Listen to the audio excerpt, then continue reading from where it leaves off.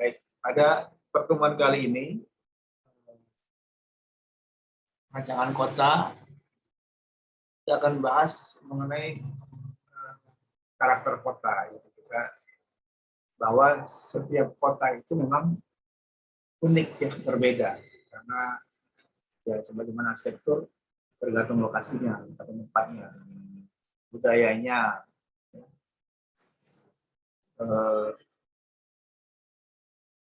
City shapes people, people shapes city. Jadi kota itu membentuk manusianya, dan sebaliknya manusia itu membentuk kotanya. Atau terbalik, manusia membentuk kota, kemudian kota itu membentuk manusianya.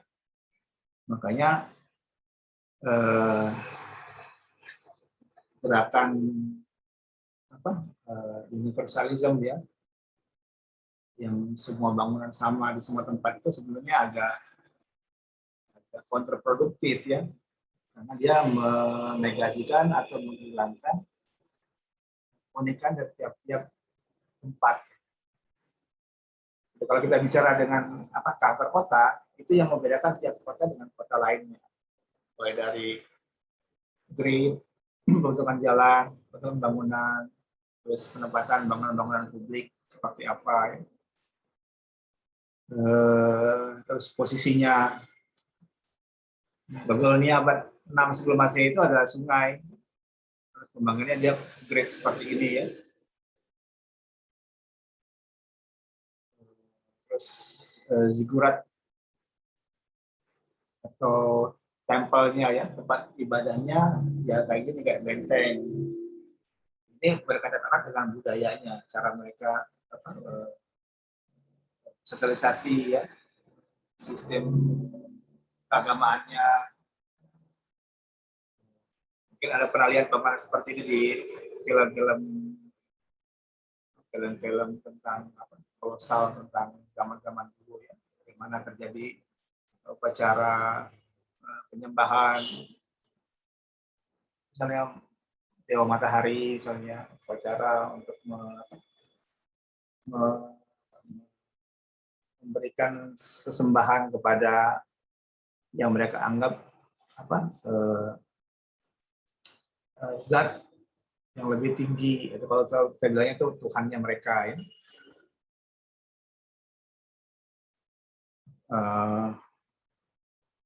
Terus pada Yunani, ya, periode Helenistik, itu ada banyak bentuk kota, ya. Ada pakai sumbu, ya, dia pakai arah matahari, barat, utara, selatan. Dia begitu misalnya rasi bintang, atau dia menempatkan misalnya praktis, misalnya daerah-daerah untuk pertemuan berada di pusat kota yang berupa plaza terbuka, atau bisa tampilnya ruang-ruang bersama, ya. Nah, kota biasanya terjadi dengan sendirinya, ya. Kadang-kadang nggak ada perancangnya. Kalau dia tumbuh, ya sesuai dengan ini, sesuai dengan pertumbuhannya. Tapi ada juga kota yang sudah dirancang dari awal. Kalau kita lihat ada kota Miletus, ya, dirancang oleh Kodamus. Polanya grid, kotak-kotak yang berguguran. Terus masa bangunan merupakan pengulangan modul dan blok segi 4 yang mengikuti irama dan komposisi bangunan publik. Bangunan publiknya ada kuil, gimnasio, ada stoa, pasar, ya. Tempat-tempat tidur untuk publik, bisa sekolah, bisa. Nah, ini di Bandung, di Belanda.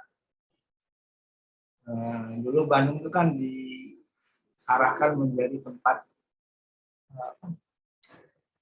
pusat pemerintahan dan peristirahatan Jenderal Belanda. Jadi kalau ibu katanya tuh di Batavia, Jakarta, Betawi, tempat mereka bersantai, tenang-tenang itu ada di Bandung. Perataan pun berbeda, karena ciri atau karakter kotanya juga berbeda. Jakarta yang sifatnya di tepi pantai yang panas, dan Bandung yang sifatnya di daerah pegunungan yang cenderung dingin, cenderung udaranya lebih sejuk. Dan penataan kota pun berbeda. Satu bercirikan kota pesisir ya, satu lagi bercirikan kota pedalaman yang aturan juga berbeda. Makanya bentuk kota ini juga dia bisa mengatur sumbu ya, mengarah ke gunung, mengarah utara selatan, makin utara semakin sejuk daerahnya. Atau kalau dilihat di Jogja misalnya, kita bicara soal alun-alun dan keraton. Ada poros ya, ada tugu, terus ada keraton. Nah, jalan itu adalah as atau poros. Terus beberapa bangunan itu berada di kiri kanan poros ini, dan poros ini sifat itu sakral ya. Kalau ada misalnya parade ya, ada ada misalnya acara-acara yang menyangkut hari-hari besar ya, satu Muharram atau satu Suro gitu ya, itu daerah sepanjang jalan kota itu menjadi bagian dari upacara tersebut. Kalau bicara soal alun-alun yang merupakan ruang terbuka bersama, itu di waktu pendudukan Belanda itu dijadikan salah satu sebagai perebutan kekuasaan ya. Jadi ada istana ini istana pemerintahan kerajaan Belanda ya. Ada benteng, terus ada keraton. Rebutan ini ya. Nah, ini ada gereja, ada pasar, ada societet atau gedung serbaguna ya, bangunan. Makanya di beberapa tipologi bangunan, tipologi kota-kota di Jawa itu hampir semua mirip-mirip seperti ini ya. Kalau ketemu alun-alun itu pasti di arah baratnya ada masjid, di arah timurnya itu ada benteng atau ada penjara ya. Terus di arah utara selatannya kadang-kadang ada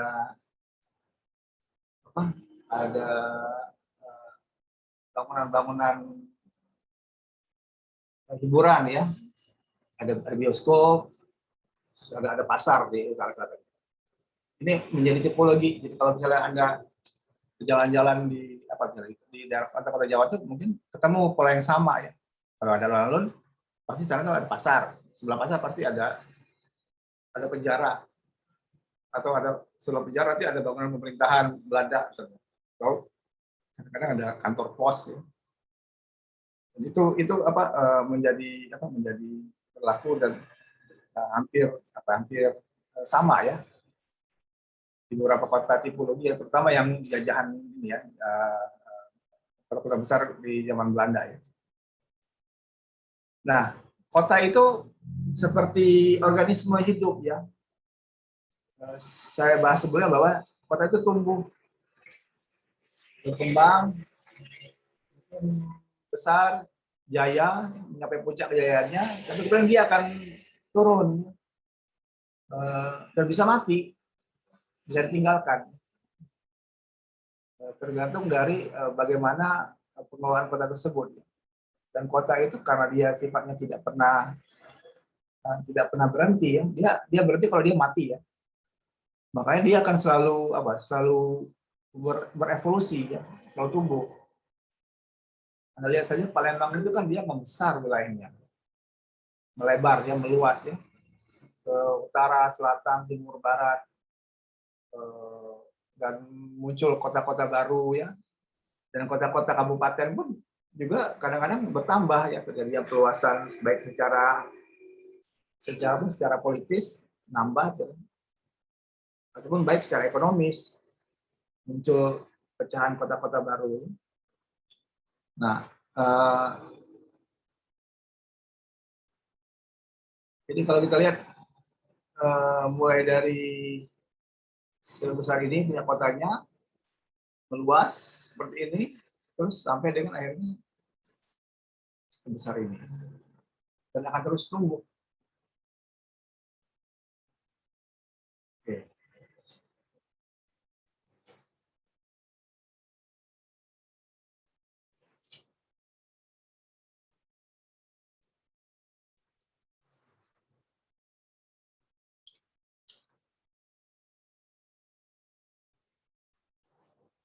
Nah, terus dalam hal perancangan kota, apa yang harus kita perhatikan? Kalau kita bicara karakter, kita bicara tentang elemen-elemen pembentuknya, ya. Nah, secara umum, ya, itu dapat dibagi menjadi beberapa jenis, ya. Pertama, bahwa tata guna lahan dan aktivitas pendukung itu adalah salah satu pembentuk karakter kota. Pembagian tata guna lahan, kita bilangnya land use, ya, zoning, di mana daerah untuk pusat kota yang isinya perdagangan, komersil, dan perkantoran, di mana kawasan yang boleh untuk hunian atau untuk kawasan budaya, di mana kawasan yang untuk industri, itu masuk di tata guna lahan. Pembagian ini akan memberikan perbedaan karakter tiap kota, ya. Ada kota-kota yang memang dia pusatnya adalah kota-kota industri, jadi basisnya adalah banyaknya kawasan-kawasan industri yang berada di daerah-daerah pinggiran kota misalnya. Atau ada daerah misalnya kota-kota yang kota apa ya, pusatnya misalnya mata penyerang utama adalah misalnya wisata, ya, seperti Bali misalnya. Nah, itu tata guna lahannya sebagian besar digunakan untuk kualitas penunjang kegiatan tersebut. Jadi mungkin diperbanyak hotelnya, kawasan wisatanya, diperbanyak untuk tempat-tempat untuk cindera mata, tempat-tempat pertukaran uang, pasar-pasar, ya. Lebih banyak dibanding dengan yang kantor-kantor. Tetap ada, tapi lebih banyak yang kawasan wisatanya misalnya. Nah, akan berbeda dengan kalau misalnya seperti kota Palembang misalnya. Kita basisnya bukan kota wisata budaya, bukan. Walaupun kita juga ada beberapa potensi baik pembangunan maupun keindahan alam yang bisa dijadikan sebagai wisata, ya. Tapi kekuatannya atau intinya bukan situ. Kita lebih mirip ke arah kota dagang, yang sekarang mungkin diarahkan menjadi kota olahraga, ya, dengan bentuknya pusat olahraga di daerah Jakabaring. Nah, pembagian tata guna lahan yang sangat spesifik tergantung potensi daerah inilah yang akan membedakan bentuk kotanya. Aktivitas pendukung juga berpengaruh, ya, terhadap penggunaan lahan. Supporting activity, ya. Jadi kegiatan itu tidak berdiri sendiri, ya. Seperti kalau kegiatan wisata, kegiatan budaya, itu tidak cukup hanya ada misalnya memanfaatkan alam misalnya, ada gunung atau ada pantai yang bagus, atau misalnya ada bangunan bersejarah yang bagus. Nggak cukup cuma itu, tapi misalnya aktivitas pendukungnya, misalnya apa? Oh, perlu disediakan misalnya guide tour, perlu disediakan misalnya restoran atau tempat makan yang bercirikan atau menampilkan kekhasan daerah tersebut. Nah, aktivitas pendukung tersebut menjadi komplementer pelengkap terhadap land use yang ada. Kemudian berkaitan dengan bentuk dan masa bangunan. Jadi kota itu salah satu bentuk karakter adalah bagaimana masa atau tampilan-tampilan bangunan yang ada di dalam kotanya. Misalnya dulu sebelum tahun 2000-an nggak terlalu banyak bangunan tinggi di Palembang. Bangunan tinggi juga paling kelasnya 8, 10 lantai atau 12 lantai. Bandingkan dengan Jakarta itu sampai 30, 40 lantai. Atau kalau mau ekstrim, bandingkan dengan Dubai atau Hong Kong, yang itu kan sudah 40, kadang-kadang 100 lantai. Karena sangat berpengaruh dengan bagaimana harga tanah di situ ya. Makin mahal harga tanahnya, makin tinggi intensitas bangunannya. Dan nantinya itu akan membentuk kota yang seperti apa. Seperti di apa misalnya berbanding kota Palembang dengan kota-kota yang dekat di sebelah Palembang. Kota apa misalnya? Bon, jangan jauh Jawa. Kotanya kota Palu misalnya. Dan secara apa? Secara karakter berbeda karena salah satu penentu perbedaannya adalah dari bentuk masa bangunannya. Anda bandingkan kota Palembang ya, pas kota Madia dibandingkan kota apa dengan apa Pramukulih misalnya. Sama-sama kalau kelas ini ya, kelas tingkat 2 ya, kabupaten dan kota Madia itu sama kan. Tapi kalau dilihat Palembang lebih urban dibanding Pramukulih misalnya. Kualitas transportasi daratnya misalnya, Pak, angkutan umumnya kita lebih beragam ya. Kan Palembang salah satu kota di luar Jawa yang punya LRT di Indonesia malah ya. Itu kan termasuk transportasi modern. Kemudian yang ketiga tuh linkage system atau sistem tautan, sistem penghubung ya. Ini berkaitan dengan sirkulasi dan pedestrian. Sirkulasi menyangkut tentang barang dan kendaraan, pedestrian menyangkut pejalan kakinya. Kota-kota dunia ya, kalau Anda lihat itu justru sistem pejalan kaki ini apa disambungkan ya, connect, memudahkan. Jadi kalau orang mau jalan kemana saja itu cukup dengan berjalan kaki. Dan kota-kota juga itu. Kota-kota itu juga memungkinkan itu. Nggak terlalu banyak apa dan sangat informatif ya. Nggak terlalu banyak apa istilahnya itu. Jalan-jalan buntu atau jalan-jalan yang apa yang sifatnya membingungkan atau enggak, sehingga orang mudah untuk bermobilisasi di dalam kota ya. Nah, ini juga berkaitan dengan yang keempat ya, kata informasi, signage, bagaimana kota itu menjadi informatif karena dilengkapi oleh berbagai macam petunjuk, baik itu misalnya rambu-rambu, nama-nama jalan, peta. Sekarang kan jadi lebih mudah ya karena kita sudah punya Google ya atau Maps ya. Kalau zaman sebelum ditemukannya Google Maps itu kalau kotanya nggak informatif banyak yang orang nggak berani keluar, takut jalan sampai takut nyasar. Nah, kota-kota yang baik itu, kota-kota yang bagus itu adalah yang informasinya tuh cukup jelas. Karena begitu tahu kapan jalan pergi dan kapan jalan pulangnya, terus sangat tepat waktu misalnya. Kalau saya mau dari titik A ke titik B itu lewat mana saja, bisa jalan kaki, bisa naik kendaraan umum, bisa naik bus atau bisa naik kereta misalnya. Itu jalurnya kemana aja dan tiap berapa menit sekali saya bisa nunggu untuk jadwal berikutnya. Kalau bus kota itu kan jaraknya kan sekitar 15 menit. 15 menit ketinggalan jam 7-nya. 7.15 ada lagi. 7.30 ada lagi misalnya. Jadi itu pun dibantu dengan informasi ya. Atau kalau misalnya Anda lihat di daerah tempat tunggu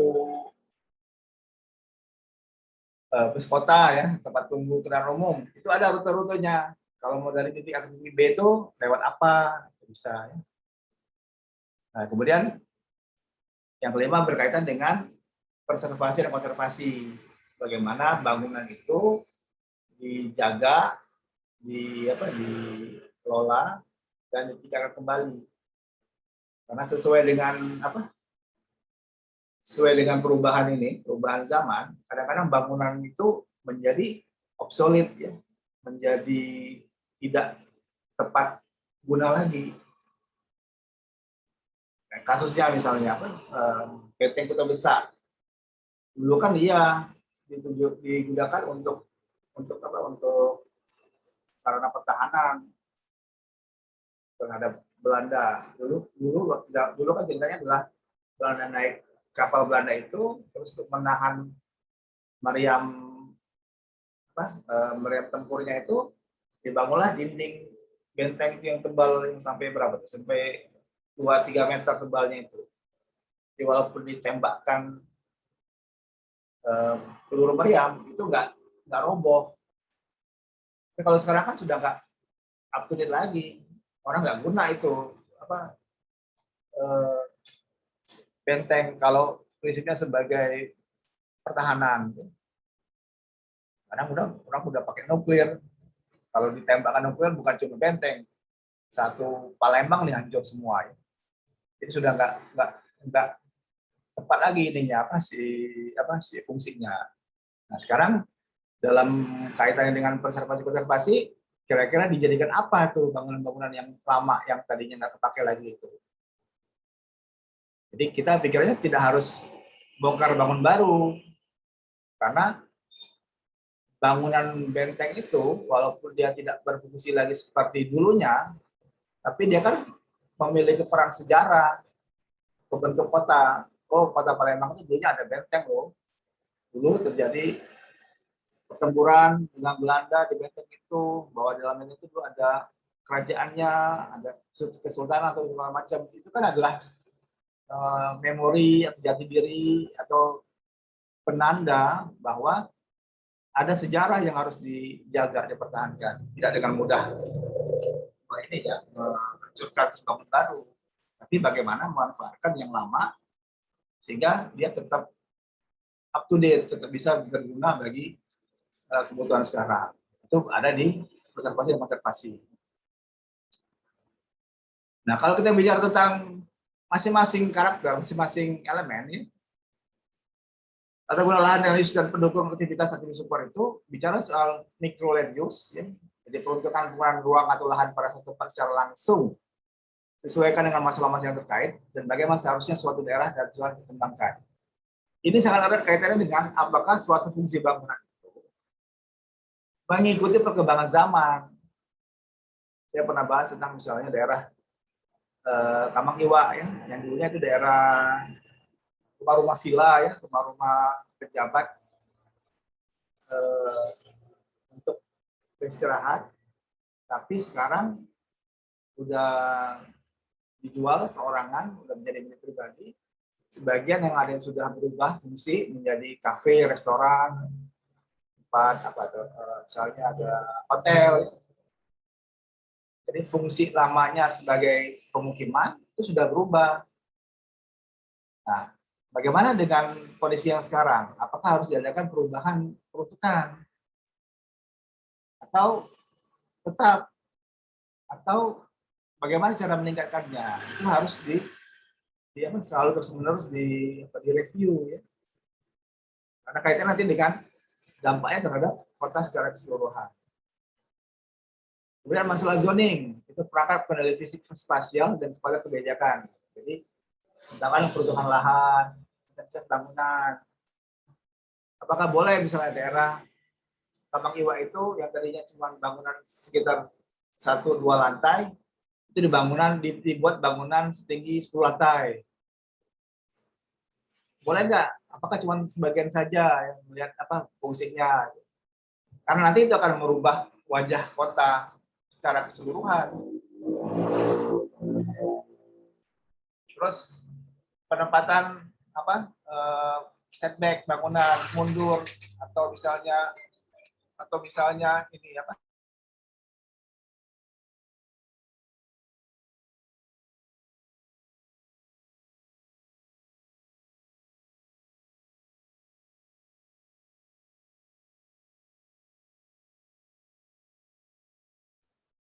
Ya. Bangunan itu misalnya harus ISB-nya berapa, kiri kanannya berapa, kaki jaraknya berapa. Kenapa? Supaya karakter lampaknya atau karakter yang diinginkan itu tetap ada, tetap kuat. Pengaturannya perlu untuk membuat karakter dari tiap kawasan itu menjadi terjaga. Kemudian kalau misalnya ada bangunan-bangunan yang ternyata tidak boleh dirubah, tidak boleh diganti fungsinya, tapi kemudian ada usaha pengembangan untuk peningkatan atau mengembalikan vitalitas kawasan, itu gimana sistem ininya, sistem transfer right atau transfer hak ke bonus ya yang diberikan untuk beberapa tindakan yang sifatnya sebagai pengganti kompensasi ya, atau misalnya bonus bagi developer yang bangun fasilitas umum seperti di Jakarta itu ya, kasus simpang susun Semanggi yang lingkaran itu kan dibangun tidak pakai uang APBD, APBN, tapi dibangun dari developer yang sebenarnya mendapat keuntungan dari penambahan luas ruang yang boleh dibangun. Jadi misalnya gini, misalnya Anda mau bangun hotel, di lahan Anda tuh misalnya lahannya sekitar 500 meter persegi. Nah, KLB-nya itu ada 10 misalnya. 5.000 meter persegi boleh dibangun. Tapi ternyata di lahan itu ada aturan bangunannya nggak boleh lebih banyak makan uang, atau misalnya KDB-nya kecil. KDB mungkin berapa? Cuma 60%. Nah, cuma karena dia hotel, kalau dia KDB-nya kecil, dia rugi. Kompensasinya apa? Kompensasinya misalnya dia boleh bangun lebih tinggi. Walaupun sebenarnya misalnya kebijakannya adalah maksimum ketinggiannya hanya boleh misalnya 10 lantai. Nah, kompensasi terhadap penambahan lantai itu bisa berupa denda atau bisa berupa tadi misalnya dimintakan developernya untuk membuatkan fasilitas umum. Nah, tadi dia buat jalan layang atau dia buat misalnya kalau UMP itu kita buat halte ya, halte bus itu dibuat kompensasi oleh UMP untuk ya semacam bantuan ya, sebagai timbal balik ke ruang publik misalnya. Ini juga sama ya. Nah, semua ketentuan tata guna lahan tadi itulah untuk menjamin adanya kesehatan, keselamatan, dan kesejahteraan bagi penghuni kota. Itu balik lagi pada masyarakat sebagai pengguna kotanya. Oke. Konsep zoning adalah merupakan perangkat pengendali ya, yang memastikan bahwa kota itu enggak over ya, tetap dalam kemampuan dia untuk memenuhi kebutuhan masyarakatnya. Jadi density zoning mempertahankan kontrol yang telah ada terhadap ketinggian FAR, floor area review, atau ini namanya KLB ya. Jadi kepadatan itu harus ditentukan, karena nanti kepadatan itu kaitannya dengan bagaimana kawasan itu bisa mengatasi pengguna yang ada. Anda bayangkan kalau misalnya ada lahan di pusat kota yang sebenarnya sudah jenuh, sudah penuh, terus dibangun lagi satu bangunan yang sifatnya gathering place ya, tempat orang berkumpul, misalnya hotel atau misalnya supermarket, atau sifatnya misalnya gedung pertunjukan. Padahal kalau nggak ada gedung itu pun jalan itu sudah penuh, sudah macet, parkirnya udah susah. Kita lihat misalnya di daerah jalan Kapten Ali Fai ya, ada beberapa hotel tuh. Itu kalau ada acara awinan kayak ada acara apa, itu kan parkirnya sampai tumpah ke jalan-jalan. Jalan-jalan yang dipakai oleh umum. Yang tadi jalannya ada 3 jalur, jadi cuma 2 jalur. Macet. Yang kena dampaknya itu seluruh kota. Kalau kita bicara sirkulasi ya, jalan itu seperti kayak kurang darah ya dalam tubuh manusia. Kalau darahnya nggak ngalir macet, orang bisa kena darah tinggi, kena stroke, kolaps, pingsan orang. Sama dengan kota. Kalau kotanya macet, ya, ekonomi nggak berjalan, stop ya.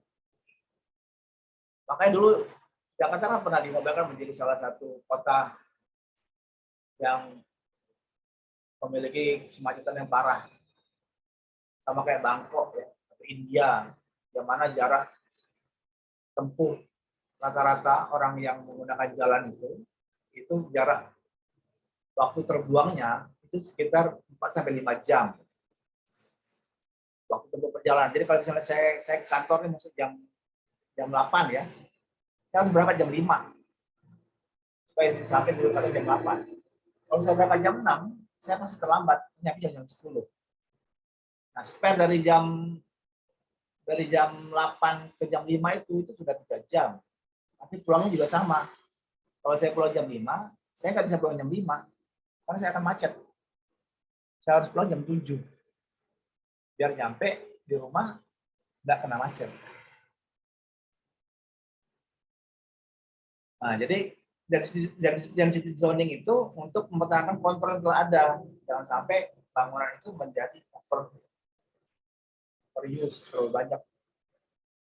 Ya kayak naik kapal aja ya. Kapal kapasitas cuma 10 orang. Sekarang naik itu ada 20 orang. Yang terjadi apa? Ya tenggelam lah, nggak bisa jalan. Kalau misalnya daya dukung kawasan itu cuma untuk orang 1.000, sekarang ditambah jadi 2.000, apa terjadi? Ya rebutan pasti. Nggak bisa berjalan dengan normal. Nah, kemudian ada conditional use zoning. Jadi ada beberapa yang dibuat diatur sehingga memiliki waktu ini tertentu ya, persyarat tertentu. Jadi dulu di Jakarta ada lahan kosong yang nggak boleh dibangun. Lahan kosong yang nggak boleh dibangun karena untuk penghijauan. Nah, boleh dibangun, tapi sifatnya tidak permanen. Jadi dibuatlah semacam spot entertainment center. Jadi bangunannya bangunan yang bisa dibongkar kapanpun. Dan setelah 3 tahun, bangunan itu harus dibongkar seutuhnya. Itu pernah terjadi. Jadi dia sifatnya ada temporary aja, sementara, kondisional.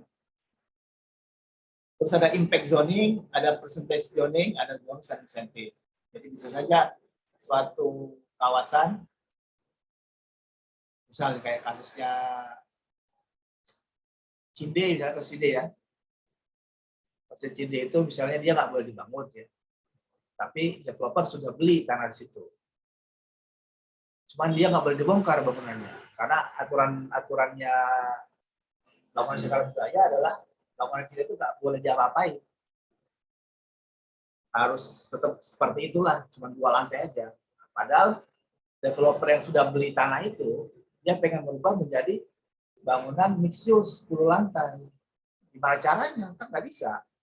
Nah, itu bisa dengan sistem bonus insentif. Jadi dia bisa saja mendapat kompensasi boleh bangun lebih tinggi karena dia nggak bisa bangun di daerah Cinde di tempat lain. Yang kalau tempat lain itu jatah cuma 10 lantai, dia boleh dipakai sampai dengan setinggi misalnya 14 lantai. Karena bangunan atau tanah yang dia miliki di Cinde itu nggak bisa dia dia rubah, nggak bisa dia bongkar. Nah, untuk produk pengendalinya ini, itu namanya ada UDGL ya, rancang RTPR, Rencana Tata Bangunan dan Rencana Lingkungan, Urban Design Guideline (UDGL).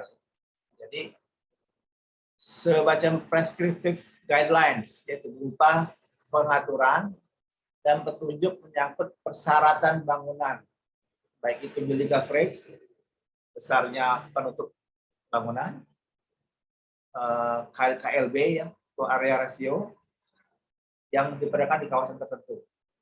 Jadi sudah tentukan kawasan ini maksimum ketinggian itu 4 lantai, maksimum luas lantai dasarnya cuma 60%.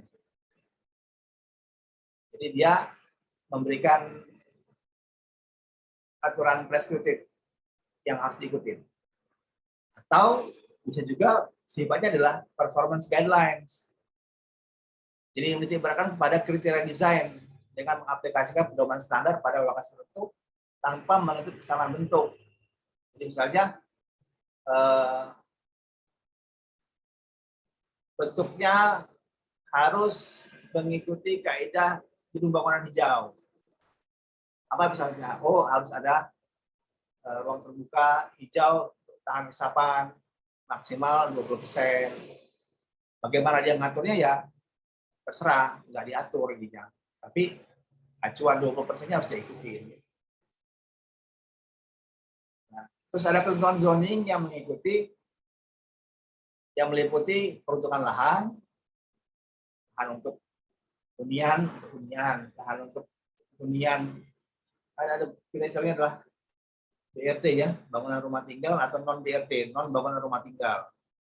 Jadi kalau dia peruntukannya hanya untuk rumah tinggal, itu nggak boleh untuk bangunan lain.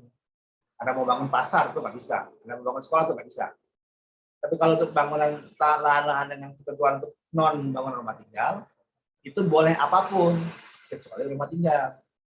Jadi kalau ada mau bangun sekolah, cari di yang ada ketentuannya untuk non BRT. Terus intensitas pembangunan tadi berkaitan dengan berapa tinggi, berapa lapis bangunannya boleh dibangun, boleh berapa lantai. Kemudian berkaitan dengan konservasi, apakah bangunan-bangunan existing dalam kawasan tersebut, dalam tapak tersebut harus dipertahankan atau boleh dibongkar, atau bisa sebagian dibongkar saja atau bisa seluruhnya, ya. Tergantung ini ya, tergantung aturan yang ada.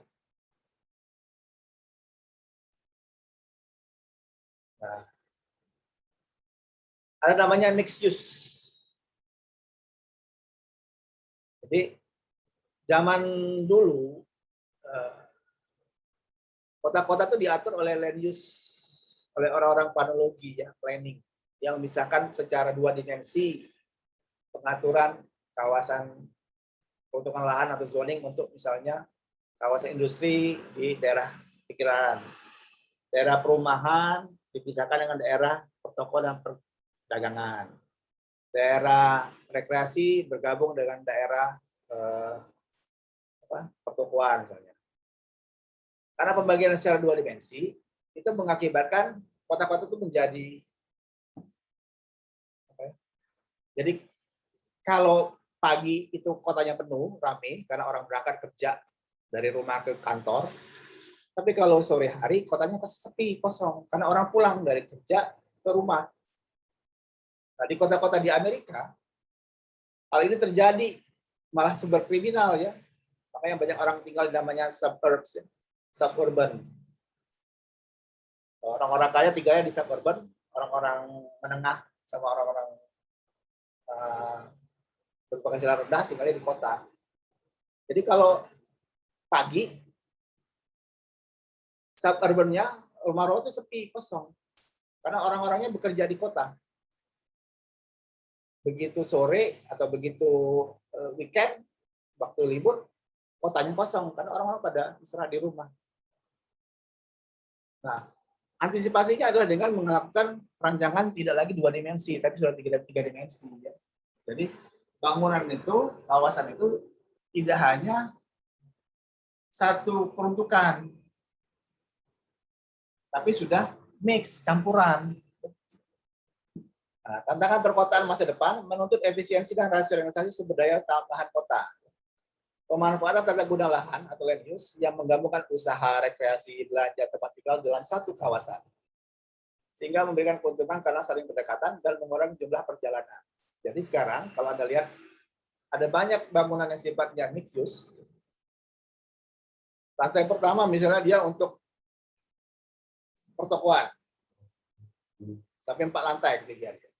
Terus lantai 5 sampai ke 10 itu misalnya untuk pertokoan, perkantoran, pertokoan. Lantai atasnya untuk perumahan atau untuk rumah sewa atau hotel atau apartemen. Jadi orang yang tinggal di situ nggak perlu keluar dari bangunan. Kalau dia mau kerja dia turun ke lantai 5, kalau dia mau belanja dia turun ke lantai dasar, kalau dia mau pulang istirahat dia naik aja ke lantai 10. Jadi satu kota itu sudah ada dalam satu bangunan itu. Makanya banyak istilah untuk bangunan mixed use itu adalah city in city, kota dalam kota. Jadi bangunannya sendiri sudah memenuhi semua kebutuhan masyarakatnya. Kalau mau gunting rambut ya masuk aja ke ini, ke lantai yang ada barbershop. Jadi orang nggak perlu keluar lagi. Kalau sekarang nggak. Kalau saya mau kerja, saya keluar pakai motor atau pakai mobil atau pakai kendaraan umum, saya jalan. Saya ngabisin waktu perjalanan itu. Belum lagi ketemu macetnya. Kalau saya tinggal di situ, saya kan paling naik turun tangga saja atau naik turun lift. Penghematan terhadap bahan bakar, saya nggak perlu lagi keluar waktu transport misalnya. Penghematan terhadap waktu, karena saya paling butuh waktu 5-10 menit dibanding kalau misalnya saya kerjanya jauh antara rumah kantor bisa sampai 1-2 jam dan lebih efisien.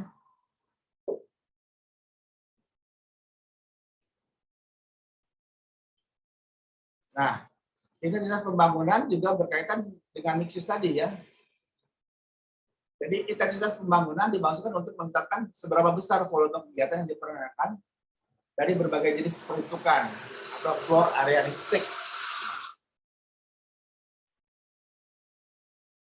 yang dinyatakan dengan floor area ratio dan menetapkan ketinggian dan persyaratan setback bangunan.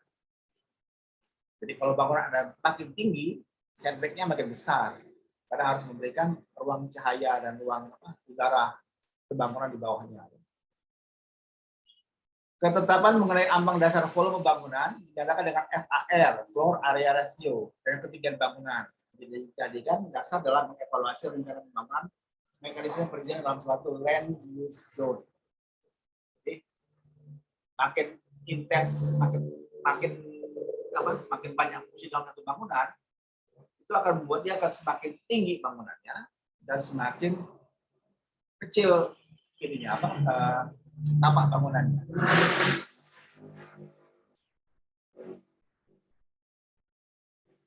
Jadi bangunan tidak lagi sifatnya horizontal, lebar, membesar ke atas, menghabiskan banyak tapak, tapi meninggi.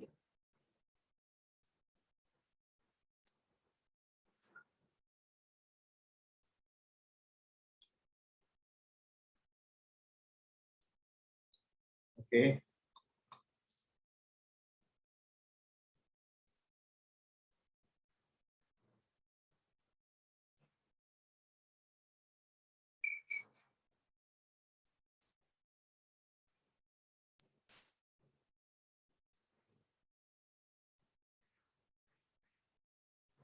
Guidelines atau aturan ya.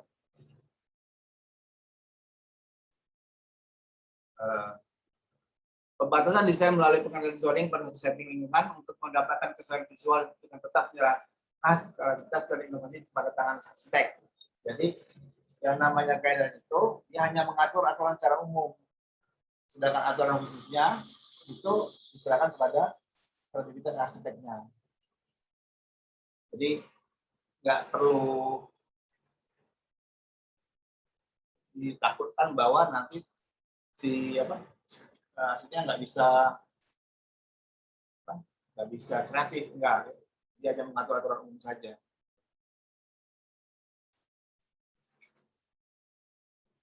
Kemudian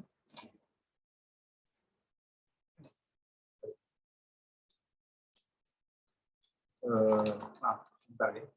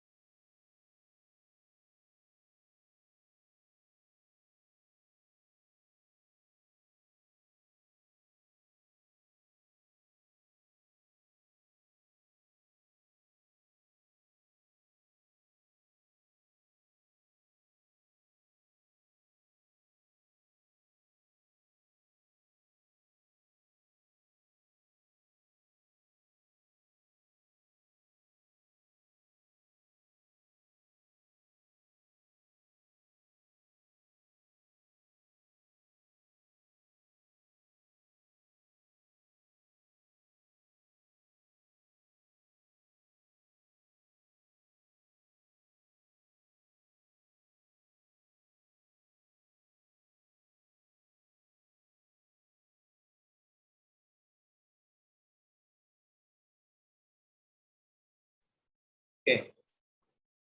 Aturan zoning tentang konsep masa bangunan terutama dimaksudkan untuk pertama menata keteraturan bangunan sesuai visual yang dengan kontekstual dengan strukturasi lingkungan. Terus pengendalian atas kualitas udara tadi sebagai atau cahaya matahari. Makin tinggi bangunan Anda, makin mungkin dia untuk menutupi bangunan yang di bawahnya kecil. Jadi untuk memastikan bangunan tersebut nggak nutupin itu, tahan harus dipastikan bahwa bangunan itu memberi ruang yang cukup.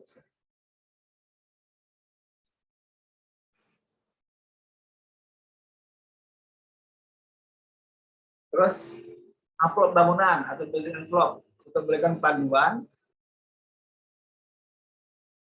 batas mana saja yang boleh dibangun. Jadi jangan sampai melewati yang kaitannya dengan daerah yang boleh dibangun.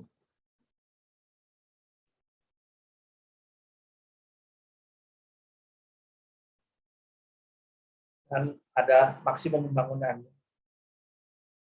Terus perwujudan ruang dan masa yang menunjang jaringan pergerakan atau linkage. Jadi harus bangunan itu tidak menutup atau menghambat sirkulasi yang ada, tapi malah membuka ya kemungkinan dia mengkoneksikan antar bangunan. Nah, berkaitan dengan kegiatan pendukung itu adalah kegiatan yang mendukung atau suatu fungsi tertentu ya. Dalam kaitan dengan perencanaan kota, pendukung kegiatan ini berarti suatu elemen kota yang mendukung dua atau lebih pusat kegiatan umum yang berada di kawasan pusat kota yang mempunyai konsentrasi pelayanan cukup besar. Jadi bentuknya bisa ruang terbuka, bisa bangunan umum. Jadi bentuk kegiatan. Nah, kalau ruang terbuka itu misalnya ada taman rekreasinya, taman kota, ada plaza, taman budaya, kawasan dagang kelima, jalur pedestrian, pedagang kecil makanan. Bangunan umum berupa kelompok pertemuan eceran, departemen store, pemerintahan, tugasan kantor, pusat umum. Contohnya gini contohnya. Kalau Anda bikin kantor, bangunan bertingkat perkantoran ya, perkantoran dan mall dan apa ya, dan mungkin ada gedung pertunjukan ya. Nah, Anda harus memikirkan juga bahwa kemungkinan besar pegawai-pegawai kantor atau pekerja-pekerjanya itu kalau makan tuh nggak makan di gedung tersebut, dia makannya di warteg kaki lima karena itu lebih terjangkau. Nah, kalau Anda membuat namanya supporting activity, Anda akan membuat suatu perancangan yang memungkinkan untuk terbentuknya activity support ini. Jadi nanti mungkin ada suatu kawasan di lahan tersebut yang diperuntukkan untuk terbentuknya pedagang kaki lima misalnya. Apa misalnya bisa sifatnya temporer, cuma ada pada waktu jam-jam makan siang misalnya, atau waktu jam-jam pagi sebelum kantor buka. Yang sifatnya itu mensupport ya. Kalau itu nggak ada, mereka tetap bisa. Mungkin nggak makan di kantor, tapi dia bawa makanan bungkus itu bisa. Tapi kalau ada, itu memudahkan, ya, mendukung. Maka dibilangnya activity support. Ya. Kita mendukung. Ya. Sama ya misalnya, bangunan-bangunan, kalau Anda lihat, kebanyakan, contohnya di bangunan di Asia, ya, bangunan-bangunan di kota-kota Asia itu, rata-rata memang ada banyak supportingnya itu. Kelima-kelima itu menjadi ini, menjadi hal yang tidak terpisahkan dari kegiatan formal ya.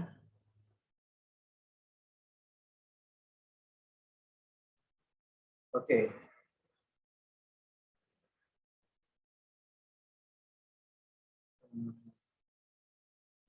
Ini saya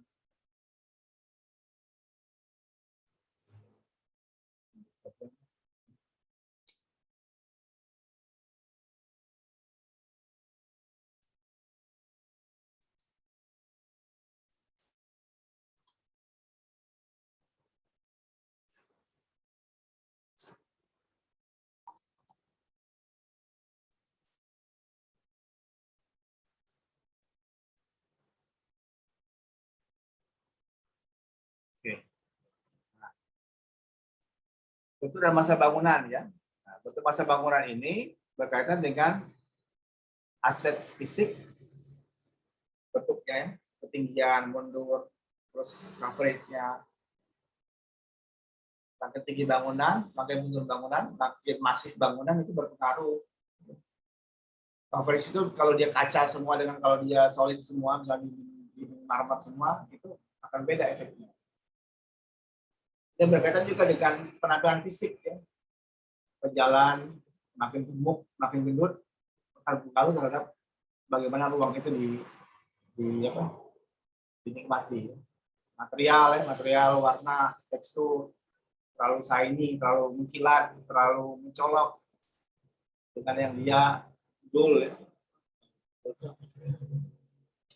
Terlalu membosankan juga berdampak. Prinsip-prinsip dasar perancangan kota adalah menyatukan masalah bentuk bangunan dan masa-masa dengan prinsip skala ruang, urban space, dan masa kota, urban mass. Skala atau pandangan penglihatan manusia, human vision, dan sirkulasi bangunan berdampingan dan ukuran lingkungan. Ruang kota adalah artikulasi ruang oleh bentuk kota, pembatas, dan tipe-tipe ruang kota. Masa kota adalah bangunan, permukaan tanah, dan pada ruang yang dapat tersusun dengan bentuk ruang kota.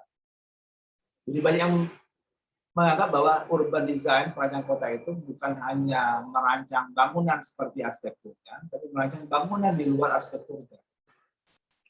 Ini tadi yang saya bilang building envelope ya, seluruh bangunan. Jadi yang dibolehkan itu seperti ini misalnya, tingginya berapa lantai, lebarnya berapa, ketebalannya berapa. Kemudian yang nggak boleh dibangun itu ada cuma di dalam keseluruhan ini saja, nggak boleh lewat. Kalau lewat itu berarti melanggar aturan. Jadi harus sesuai dengan garis-garis imajiner yang diperbolehkan. Jadi pengadilan bentuk masa bangunan itu ditentukan oleh tadi yang namanya RTBL tadi, rencana tata ruang bangunan dan lingkungan. Kalau bangunan di sini cuma boleh maksimum 20 lantai, harus mundur GSB-nya seperti ini. Tapi bagaimana bentuk realnya itu masih memungkinkan arsiteknya untuk mendesain.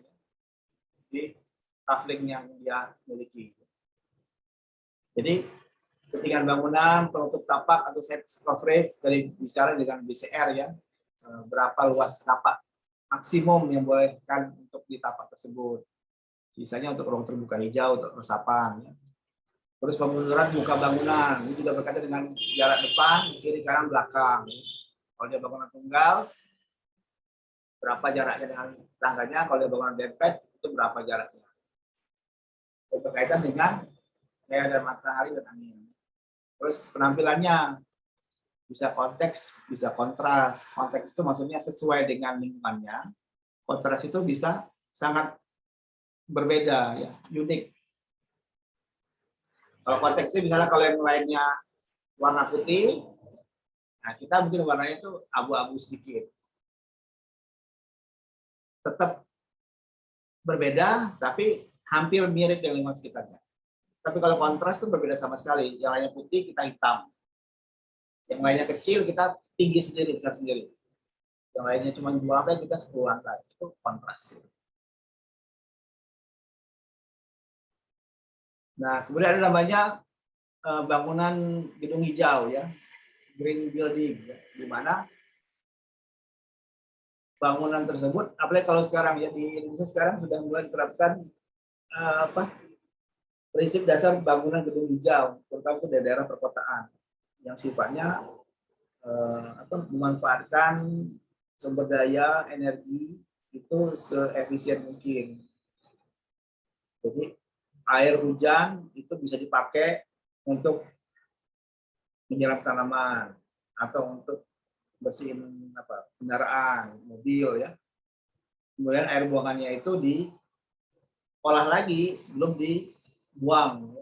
Dan dibuang pun hanya sisa saja karena sudah bisa diresapkan di lahan sendiri. Karena sifatnya adalah rain harvesting, ya, memanen air.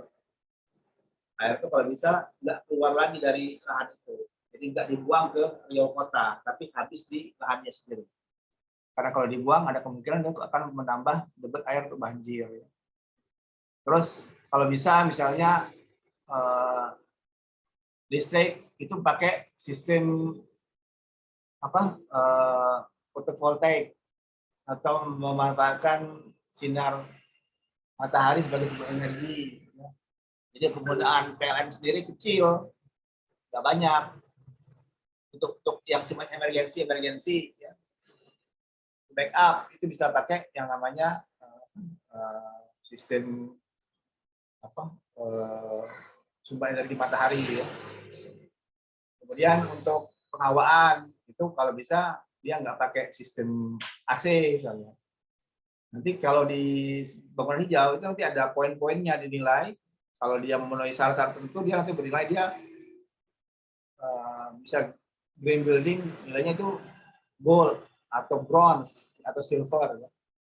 Sesuai dengan penilaian dari seberapa jauh dia memenuhi kaidah bangunan hijau.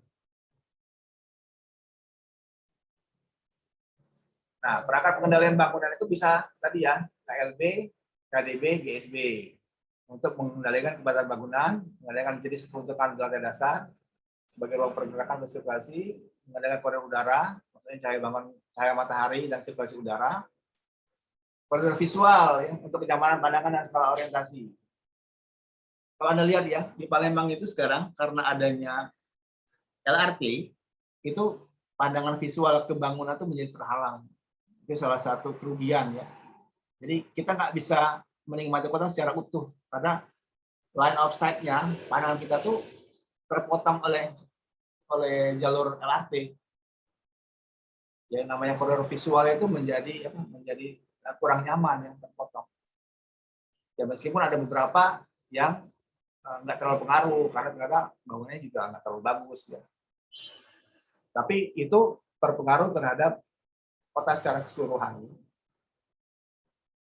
Nah, terus pengendalian itu bertujuan untuk menghubungkan pembangunan baru dengan bangunan lama, terutama dalam kawasan historis.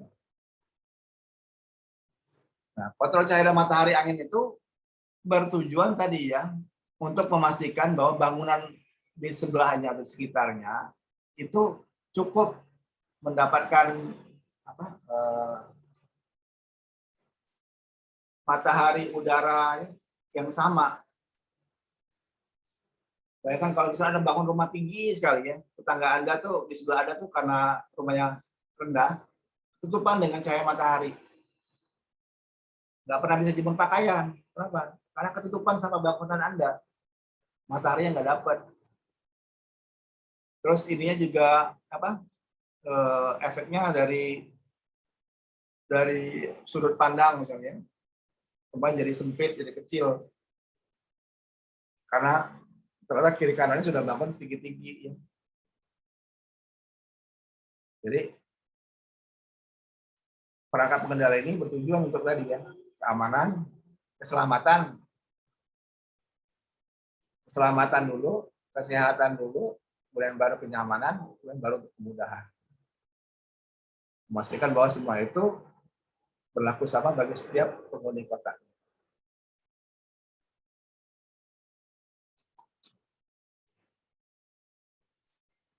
Oke.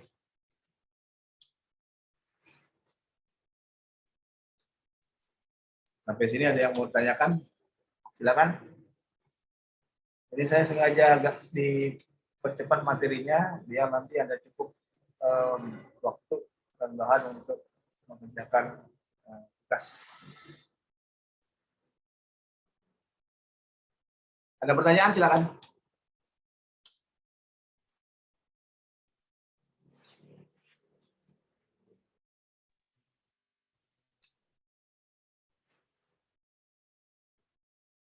Oke.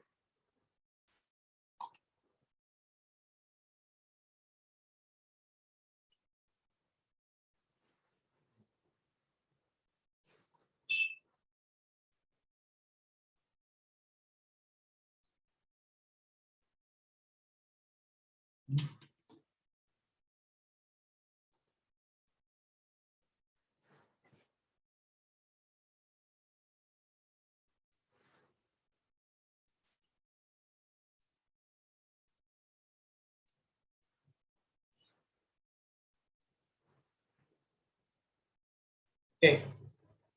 Kalau ada pertanyaan, saya akan tutup pertemuan hari ini. Dan jangan lupa ini update di Zoom-nya.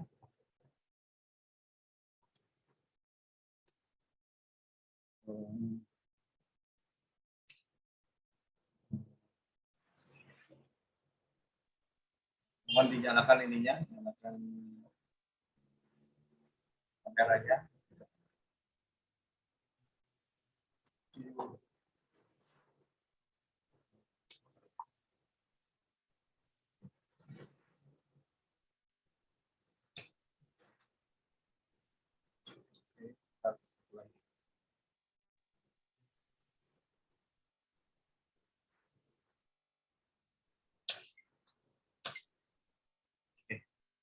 Terima kasih.